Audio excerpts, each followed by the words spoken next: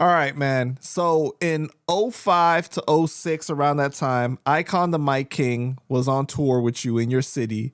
You told him he could stay at your house after, but after the show, you were nowhere to be found, and you put him in a Motel 6. Mm-hmm.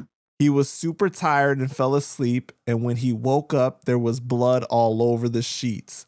He was super mad at you because the room was fucked up and hadn't been cleaned. Why you do that to him, Mac? Come on, man.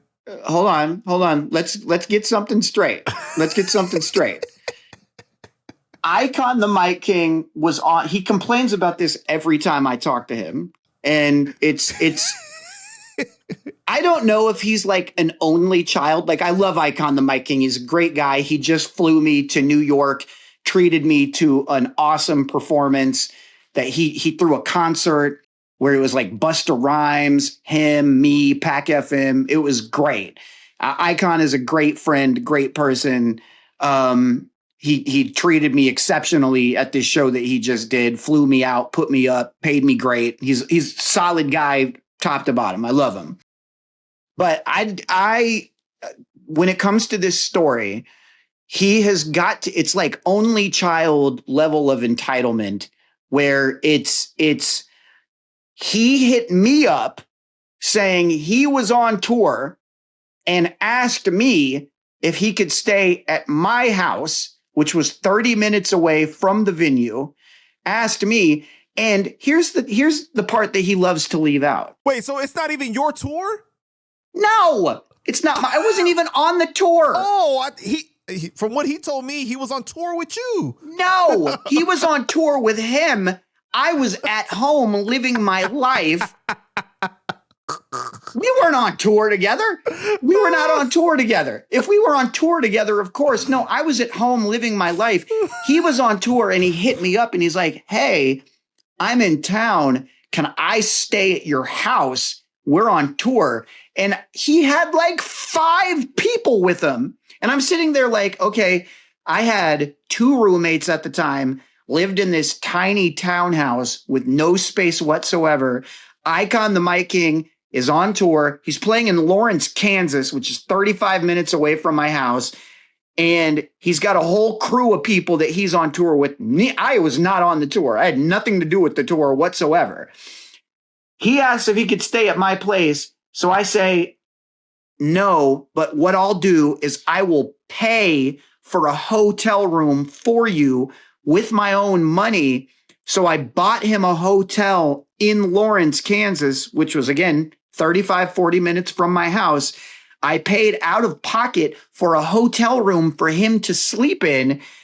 I paid. I didn't even see him. I didn't go to the show. I was just at my house, saw that he needed a place to stay. So I bought him a hotel room. I swear to God, this is true. And then he complained that this hotel was like a rundown Motel 6 or something like that. And I was like, bro, when I used to tour in my early years, I would sleep on people's floors. I would sleep at the park. I would sleep in the craziest, like I remember a promoter one time, we stayed in an investment property that he had that had no heat. It was February in Michigan. And we stayed on there was like 12 of us on tour and we all just stayed on the floors of an empty house with no heat. Had like 2 coats on. And I'm sitting there like, bro, if you got a motel that you can stay in and you're on a tour, a DIY rap tour that's not making money, or maybe it was selling or whatever. But if you're like at a point where like staying at a hotel is a luxury or something, if somebody buys you a room, like you get what you get. Like I didn't call and we didn't have Yelp. We didn't have Google reviews. I just called a motel and I called around until I found a motel that I could afford. And that like, I was like 24 years old. I didn't have any money. I didn't have money to buy people hotels. So I bought him a motel room and he stayed in it. And for 20 years has been complaining about it ever since. Like I wronged him. I mean, I am talking, he can't go 3 months without texting me about it. Like I have no idea what I didn't promote the show, Mike. It wasn't my like. Yo, I'm not gonna lie because like I work, like me and Mike, we talk a lot and stuff like that. So like I've gotten to know him, and it really does sound like he would complain for 20 years about that. I'm not gonna lie. Thank I'm you. not gonna lie. Okay, I love you, Mike, man. Shout out to you, man. But it definitely does sound. You know what's so funny is like I asked him, I was like, you got any funny stories with Mac Lethal? He was all like, oh, I got one for you. And then he texted it to me, and I was like, you sure you want me to ask him this? He was like, yeah, I want to hear his side. I want to hear his side about this. And I was like, okay. Yeah, my side is a friend let me know that he was in town. I didn't have room for him at my house because I'm not a fucking hotel.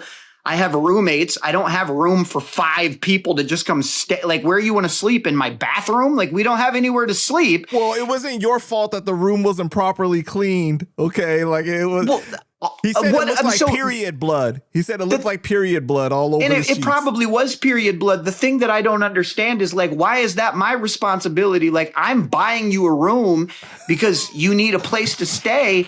You're welcome to go and book a fucking hotel with your own money if you want to. Like, my thing was like, let me get this dude a motel. I found one that I could afford at the time, and then he's complained about it ever since. And I'm like, my man, like I don't owe you. Like, you come into Kansas City, and I'm like, oh, come stay at the W Hotel downtown. I got you a suite. Like, it's not even my show. I wasn't the promoter. I didn't perform on the show. I didn't even see them on tour. I was just trying to do my boy a favor and buy him a room because it sounded like he needed a place to stay. And then it's just been like, oh, the fucking most disgusting room. He's been complaining about it ever since. And I'm like, what are you complaining about? I tried to do you a favor, man. Like, what are we talking about? But this makes for a good story, though. These are good it does. Memories, it's just, okay? I can't believe I'm 44 years old and I'm still talking about the fucking motel that I bought for iCON the Mic King. Like he acts like I stole money from him or something. It was like, I was trying to do a favor for you, bro. Yo. It's so funny though, man, because I was telling him, because he said that it looked like period blood. I was all like, plot twist. Mac Lethal fucked the girl on her period in the room and gave you the room. Yeah, no. What happened is iCON had his period on the fucking blanket. That Mike, I didn't say that, Mike. Don't get I said it. He'll text me about it. Don't worry. I'll hear about it.